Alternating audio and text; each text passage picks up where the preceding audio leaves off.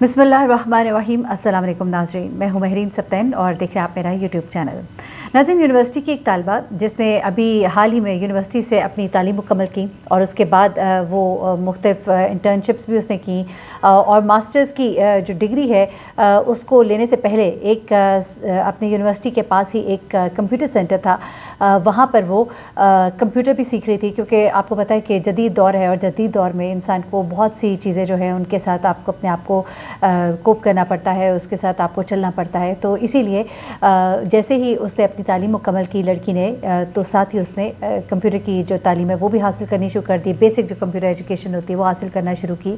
एक बड़ी खूबसूरत लड़की थी, अपनी माँ बाप की बड़ी फर्माबरदार, और उसका भाई जिस तरह उसने अपनी बहन के बारे में बताया कि हम लोग इतने अमीर तो नहीं हैं बल्कि बहुत गरीब हैं और मेहनत मजदूरी करने वाले लोग हैं, लेकिन एक हमारी ख्वाहिश थी कि हमारी बहन जो है वो पढ़े, और हमने अपनी बहन को पढ़ाया और हमने उसको आला तालीम दिलाई।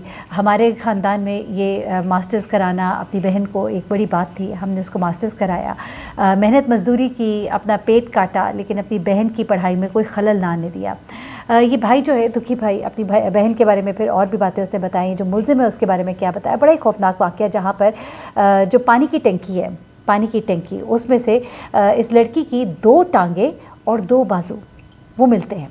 मैं कहती हूँ कितना एक सफ़ाक एक दरिंदा होगा कि जिसने पता नहीं किस तरह, और कहते हैं कि बड़े ही नफासत के साथ, अस्तगफिरुल्लाह, मतलब बयान करते हुए मुझे अजीब सा लग रहा है कि बड़े तरीके से उसने, जैसे कोई बड़ा माहिर हो, बड़ा ताक हो इस काम के अंदर, उसने इस लड़की की दोनों टांगें और दोनों बाजू जो है काटे, और इन टांगों और बाजू को इसने पानी की टंकी में फेंक दिया, छुपाया अपनी तरफ से।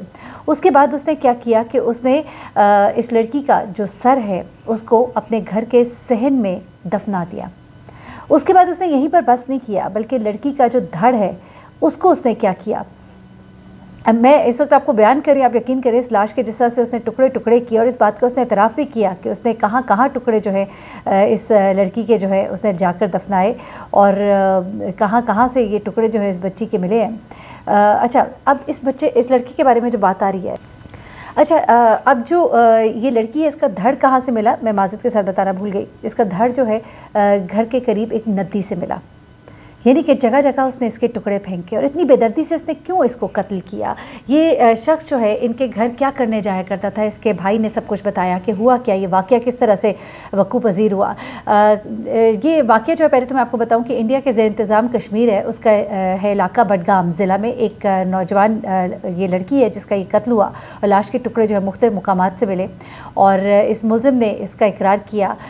लेकिन जिस वक्त ये तमाम टुकड़े मिले, वहाँ पे आप बेहिसी देखिए पुलिस की, बेहिसी देखिए पुलिस की, कि उन्होंने इन तमाम टुकड़ों को इकट्ठा किया।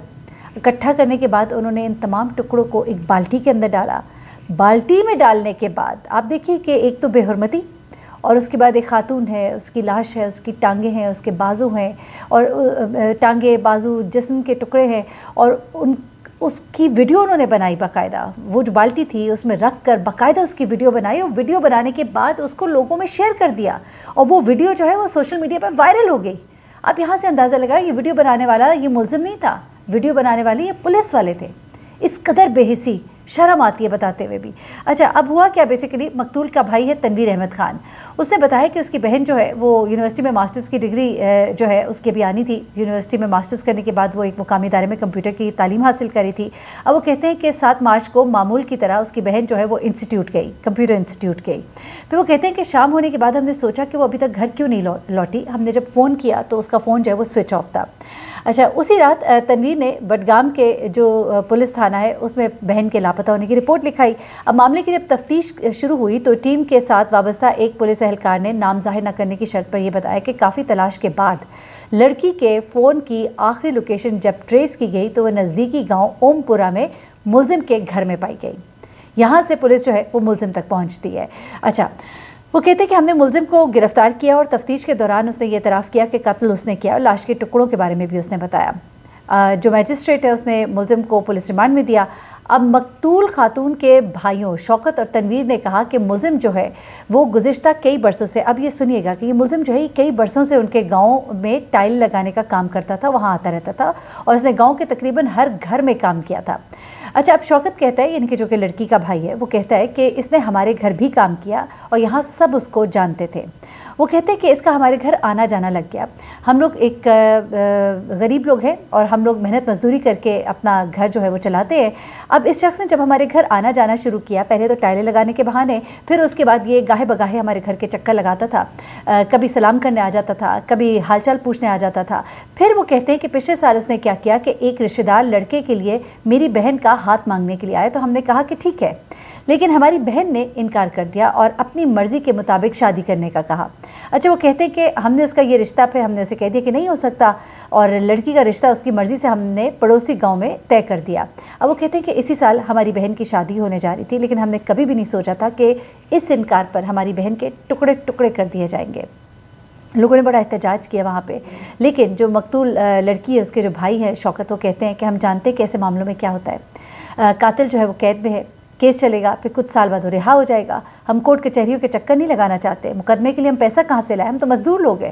اسے ہم کہتے ہیں کہ کوئی قید نہیں، کوئی جرمانہ نہیں، مجرم کو پھانسی دی جائے تو پھر مکمل انصاف ہوگا. وہ کہتے ہیں ہم کیسے انصاف سوچیں جب یہی پولیس جو ہے اس نے لڑکی کی لاش جو ہے بالٹی میں رکھ کے اس کی ویڈیوز بنائی. ویڈیوز بنانے کے بعد انہوں نے لوگوں میں شیئر کی، لوگوں نے اس کو وائرل کیا. یہ ہمارے ہاں کی بحثی ہے.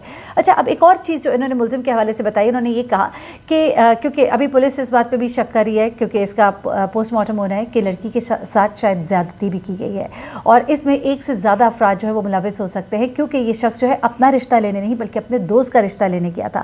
تو اس کو کس بات کا غم و غصہ تھا؟ اگر تو اس کے ساتھ دوسرا کوئی شخص شامل تھا تو پھر یقیناً وہ بھی اس کے ساتھ شامل ہوگا اس کام میں. اب اس کے اوپر پولیس جو ہے وہ کام کر رہی ہے، لیکن اس شخص نے جب پولیس کے موجودگی میں جو بیان دیا ہے، اس نے یہی دیا کہ یہ سب کچھ میں نے کیا ہے. اچھا، اس آدمی کے بارے میں یہ بھی کہا جاتا ہے کہ یہ اپنے گاؤں میں لوگوں کے ساتھ اس کا رویہ جو ہے وہ بڑا اچھا تھا، مناسب رویہ تھا.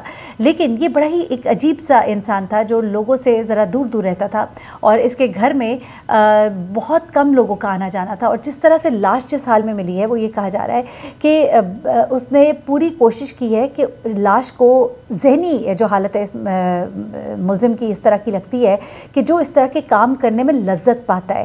کیونکہ ایک تو ہوتا ہے کہ ہم بہت دفعہ سنتے ہیں اس طرح کے کیسز ہوتے ہیں، ہم رپورٹ کرتے ہیں اس طرح کے کیسز جہاں پر ملزمان جو ہے لاش کے ٹکڑے ٹکڑے کر کے جگہ جگہ پھینک دیتے ہیں. آپ نے سنا ہوگا، میں نے بہت سے کیسز رپورٹ کیے، کبھی جنگل میں پھینک دی، کبھی کوئی ایک ٹکڑا نالے میں پھینک دیا، ایک ٹکڑا کسی اور جگہ، ایک ٹکڑا کسی اور جگہ. لیکن یہاں پر اس شخص نے تمام ٹکڑے جو ہیں وہ گھر کے پاس پاس پھینکے، اور اس کے بعد اس نے کیا کیا کہ جو تمام ٹکڑے اس نے کاٹے وہ بڑی، میں ایک بار پھر سے معذرت کروں گی پہلے، کہ بڑے طریقے سے کاٹے گئے، بڑے طریقے سے کاٹے گئے کہ اس کو دیکھ کے ایسا لگتا تھا کہ جیسے یہ یا تو کسائی کا کام جانتا ہے یا پھر وہ اس کام کے اندر لذت لیتا ہے.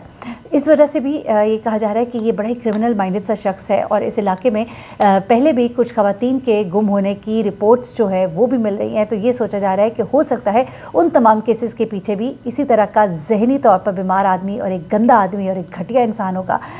تو اس کو ابھی انڈر انویسٹیگیشن رکھا جا رہا ہے، کیونکہ کچھ اور کیسز جو اس علاقے میں رپورٹ ہوئے تھے، علاقے کے لوگوں نے کہا ہے کہ ہمارے گھر میں جیسا ایک دو گھر ایسے تھے وہاں پر جن کی ایک کی بہن اور ایک کی بیٹی جو ہے وہ نہیں مل رہی تھی، اور ابھی تک اس کا کوئی سراغ نہیں ملا. تو اندازہ لگائے جانے کی کوشش کی جا رہی ہے. اس کے صحن کے مختلف حصوں کو کھودا جائے گا اور دیکھا جائے گا کہ کہیں وہاں پر اور بھی کوئی باڈی جو ہے وہ تو نہیں پائی گئی، اور اس کے علاوہ کسی اور طریقے سے اس نے ان باڈیز کو ڈسپوز کرنے کا یا چھپانے کا طریقہ نہ اختیار کیا گیا ہو. تو سب پر کام ہو رہا ہے. مزید جو ڈیٹیلز ہوں گی میں آپ کے ساتھ شیئر کروں گی. اللہ تعالیٰ سب کو اپنے حفظ و امان میں رکھے. اپنا بہت خیال رکھیے گا. اللہ حافظ.